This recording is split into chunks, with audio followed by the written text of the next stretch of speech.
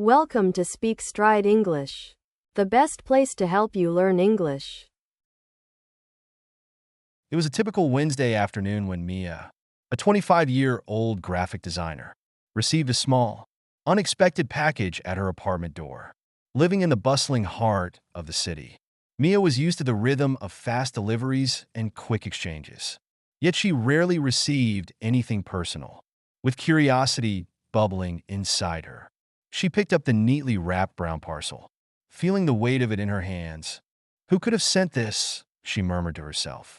Examining the parcel, there was no sender's address, only her name and apartment number written in elegant, cursive handwriting. She paused for a moment, wondering if it might be from a friend. However, after mentally running through her close circle, Mia realized no one had mentioned sending her anything recently. With growing curiosity, she gently tore the wrapping paper, revealing an old, weathered box beneath. The wood was slightly chipped, but there was something captivating about it.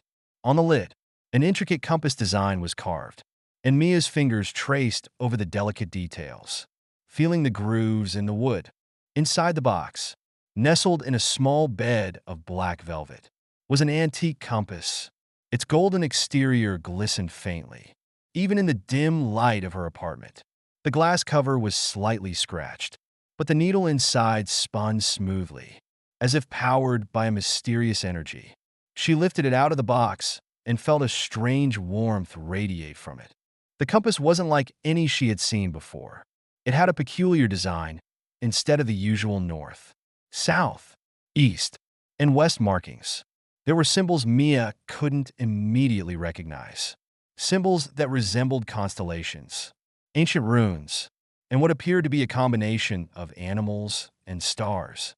How odd, Mia thought, holding the compass up to the light. A wave of curiosity swept over her. She felt an urge to understand this strange object, to uncover its story. Just then, her phone buzzed, pulling her back to reality. It was a message from Sarah, her best friend. Sarah, hey, are we still on for dinner tonight? Mia quickly typed a reply, still distracted by the mysterious compass.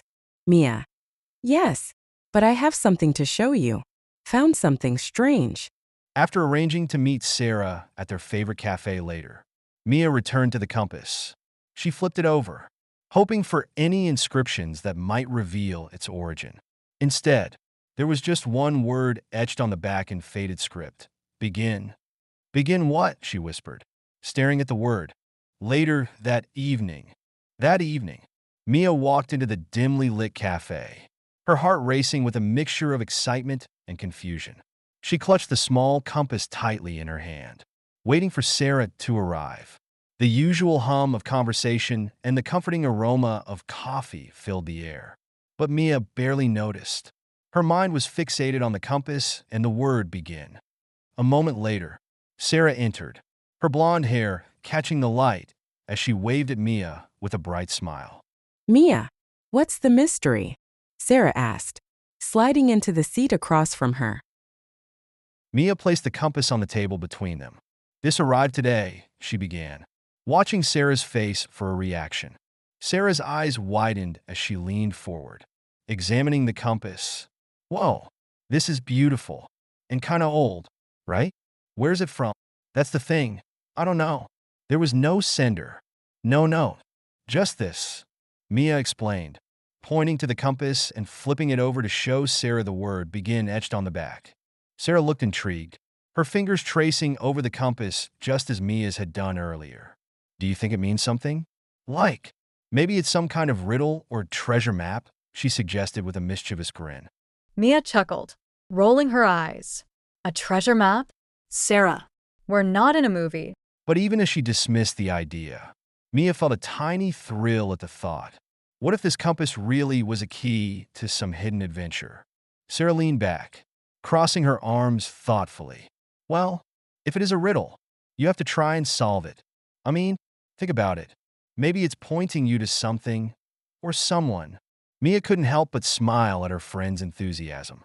Sarah was always the adventurous one, the one who could find excitement in the smallest things. But looking at the compass, Mia realized that Sarah might be right. This small object, so mysteriously delivered, could be the start of something new. All right, Mia said, slipping the compass back into her bag. Tomorrow, I'll try to find out more about it. Maybe there's a clue somewhere. Some old bookstore or antique shop that can tell me where it came from. In a chapter 1 excerpt,